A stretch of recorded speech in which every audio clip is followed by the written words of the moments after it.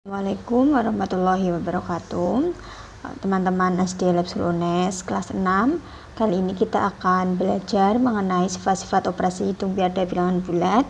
Di sini kalau kalian lihat pada bagian ini, di sini ada 3 sifat operasi hitung pada bilangan bulat. Nanti akan Ibu jelaskan satu persatu. Untuk sifat yang pertama yaitu sifat komutatif. Sifat komutatif ini merupakan arti dari sifat pertukaran tempat lokasi. Itu sifatnya komutatif, hanya berputar. Itu berlaku hanya untuk operasi penjumlahan dan untuk operasi perkalian. Kemudian yang kedua adalah sifat asosiatif. Sifat asosiatif ini merupakan sifat pengelompokan. Jadi nanti minimal akan ada 3 bilangan, yang ketika kita mengerjakan itu harus kita asosiatifkan, harus kita kelompokkan untuk lebih mudah dalam mencari hasilnya. Nah, untuk sifat asosiatif ini berlaku hanya untuk penjumlahan dan untuk perkalian. Kemudian yang ketiga yaitu sifat distributif. Sifat distributif ini hanya untuk distributif perkalian terhadap penjumlahan dan distributif perkalian terhadap pengurangan. Apa sih itu distributif? Distributif itu merupakan penyebaran. Jadi nanti ada minimal ada 3 bilangan yang akan kita distribusikan. Oke, teman-teman SD Lab School UNES, kita akan mulai dari sifat yang pertama ya. PJJ SD Lab School UNES. Sekarang Ibu akan menjelaskan sifat yang pertama ya, yaitu sifat komutatif. Yang perlu kalian ingat, istilah komutatif ini berarti artinya tukar menukar lokasi atau posisi. Ibu di sini sudah membagi menjadi 2 karena tadi sifat komutatif itu berlaku hanya untuk penjumlahan dan komutatif berlaku hanya untuk perkalian. Mengapa demikian? Karena kita ketika menggunakan sifat komutatif ini, hasilnya baik di perkalian dan penjumlahan itu tidak akan ada bedanya, jadi sama saja. Nah, perhatikan pada penjumlahan terlebih dahulu. Di dalam penjumlahan ini, ini sifatnya yaitu jika Ibu A tambah B, itu nanti hasilnya sama dengan B tambah A. Nah, ketika Ibu misalkan A dan B ini ada sebuah angka, misalkan A sama dengan 2, B ini sama dengan 3, maka kalau kita berlaku pada sifat komutatif, itu 2 ditambah 3, itu sama dengan 3 ditambah 2. Nah, jadi ini terbukti bahwa sifat komutatif itu berlaku untuk penjumlahan. Mengapa demikian? Karena 2 ditambah 3 ini sama dengan 5. Sedangkan 3 ditambah 2 juga sama dengan 5. Jadi ini akan memiliki hasil yang sama walaupun lokasinya di sini ditukar. Nah, yang dimaksud pada penukaran itu lihat pada lokasi ini. 2 awalnya itu dia di depan. Tetapi karena ini berlaku sifat komutatif, 2 bisa kita putar menjadi di belakang. Kita pindah, kita tukar menjadi di belakang. Jadi 2 di depan, baik 2 di depan ataupun 2 di belakang, itu ternyata hasilnya juga sama-sama angka 5. Ini berlaku pada sifat penjumlahan. Nah, sekarang kalian lihat coba pada sifat perkalian. Nah, pada perkalian ini sama halnya, ada A kali B itu sama dengan B kali A. Kita misalkan A ini sama dengan 2, B-nya ini sama dengan 3, maka dalam hal ini 2 kita kalikan 3 itu berlaku sifat komutatif. 3 dikali 2, jadi ini ditukar, yang awalnya 2-nya di depan, karena berlaku sifat komutatif boleh kita tukar di belakang menjadi 3 kali 2. Apakah benar hasilnya sama? Nah, kita buktikan 2 kali 3 itu sama dengan 6. Nah, sama dengan 3 kali 2 juga sama dengan 6. Jadi dengan demikian baik 2 di depan ataupun 2 yang di belakang, jika operasinya perkalian berlaku sifat komutatif. Itu yang dimaksud dengan sifat komutatif. Pertukaran, pindah lokasi itu tidak mempengaruhi hasil, karena hasilnya akan.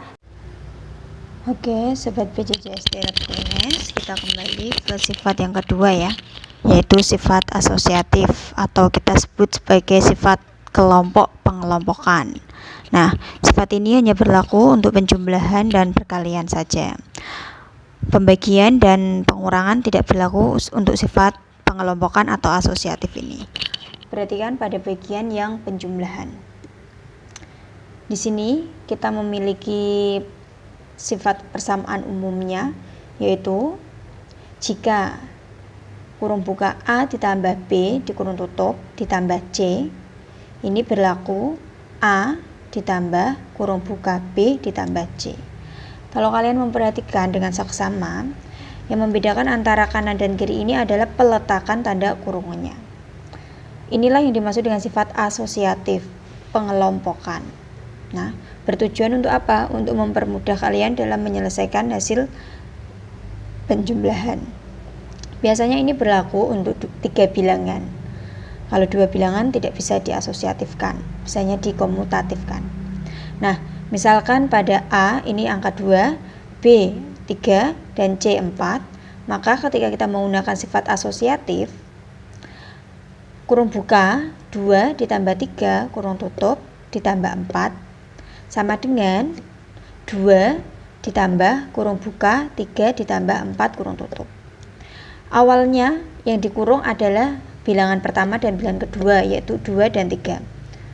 Tetapi ini nilai ini akan sama ketika yang di dalam kurung bilangan 2 dan 3, yaitu angka 3 dan angka 4. Nah, kita coba menyelesaikannya. 2 ditambah 3, ini hasilnya 5. Angka 4 kita turunkan kembali. Sedangkan angka 2 kita turunkan kembali. 3 dan 4 kita hitung terlebih dahulu, hasilnya 7. Ini 5 tambah 4, di sini 2 tambah 7. Ini kedua angka yang berbeda, tetapi memiliki hasil yang sama, yaitu sama-sama angka 9, angka 9. Inilah yang dimaksud dengan sifat asosiatif, yaitu pengelompokan. Awalnya yang kita kelompokkan yang di depan, tetapi kita juga bisa menggunakan yang dikelompokkan yang di belakang. Nah, begitu juga untuk yang perkalian, sama sistem perjalanannya.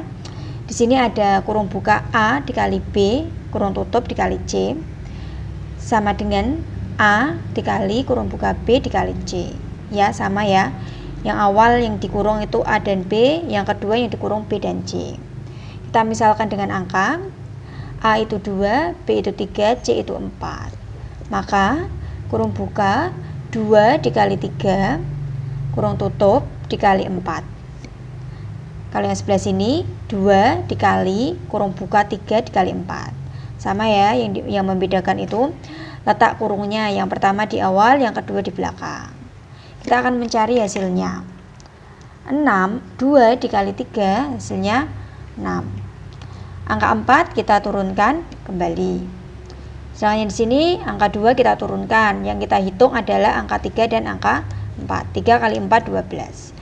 Yang di sebelah sini 6 kali 4, yang di sebelah sini 2 kali 12. Kedua bilangan ini jika kita operasikan hasilnya akan sama. 6 kali 4 24, dan 2 kali 12 hasilnya juga 24. Ini berlaku sifat asosiatif, yaitu pengelompokan. Yang perlu kalian tekankan adalah pada kurungnya, letak kurungnya.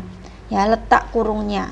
Minimal 3 bilangan dengan operasi yang sama, penjumlahan semua atau perkalian semua. Tidak bisa dengan operasi hitung campuran, karena sifat asosiatif hanya berlaku untuk penjumlahan dan perkalian.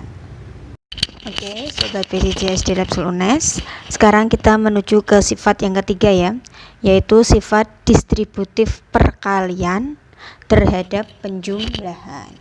Nah, dalam hal ini sifat distributif itu artinya adalah penyebaran atau menyebarkan. Di sini ada soal 2 dikali dalam kurung 3 ditambah 4. Inilah yang dinamakan dengan distributif perkalian terhadap penjumlahan.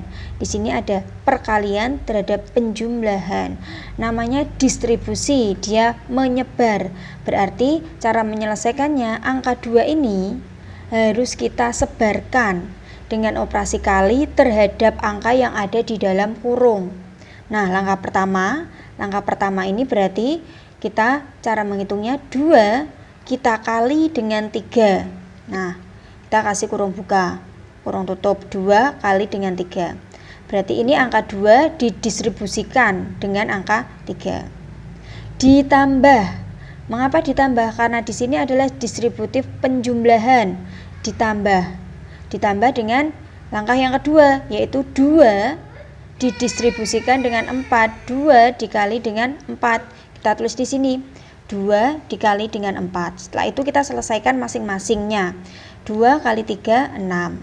2 kali 4, 8. Kita jumlahkan 14. Oke, Sobat BCC SD Lab 10 UNES. Sekarang kita menuju ke distributif perkalian terhadap pengurangan ya.